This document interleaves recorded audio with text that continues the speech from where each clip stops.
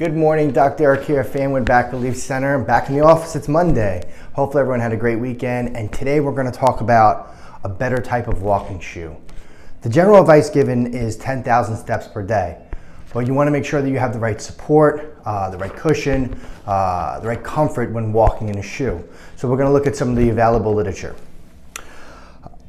First of all, the study that we're going to talk about is from 2021, so it's very recent. And it talked about 6 different types of footwear and how the contact force, the bending, the torsional hip movements, all were applied while walking. So the different shoes that they checked were a barefoot shoe, which is like a minimalistic shoe, an everyday shoe, like a casual shoe, a sports shoe, which is probably more cushioned and supportive, a men's dress shoe, and an unstable shoe. I'm not sure exactly what that means, but it probably had like a stiffened sole to it. So they looked at how the different forces were loaded on the hip joint, on the heel, how it affected the back, how it affected the muscles of the lower back and hip. All these things were considered to take into account. What they found was the more stiffer or the more cushioned the shoe, there was more loading on the heel, which caused a lot of torsion in the hip and a lot of discomfort, and caused a lot of damage over time. And one might think like a cushioning shoe is better, or a stiff shoe, rigid shoe is better. Well, the reason why they speculate, the reason why that's not the case is because the stiff shoe limited flexibility, so we couldn't get full motion of the foot and the ankle, which definitely put more loading on the and torsion on the hip. The cushion shoe lacked proprioception, so neural feedback from the nerve receptors in the feet and the lower leg to give information to the brain and back down to the muscles for gait patterns, for muscle balance.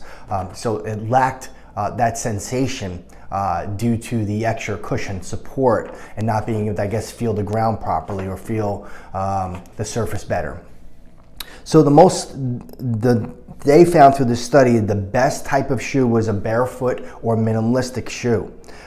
Gave the most information, neurological information to the spine, and it wasn't stiff, it didn't limit flexibility.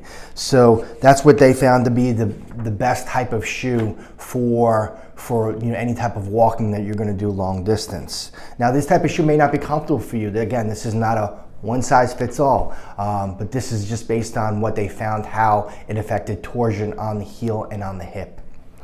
They also talked about high heels, and they found that women that routinely wear high heels over time will experience mid-back pain, and women that wear them seldomly tend to have more pain in the foot, the leg, and lower back. And the reason why this is the case is because it does alter an individual's gait, which puts a lot of stress on the hips, the knees, and their overall spine. So as a recap, barefoot minimalistic shoe is the best for achieving that more natural, healthy gait.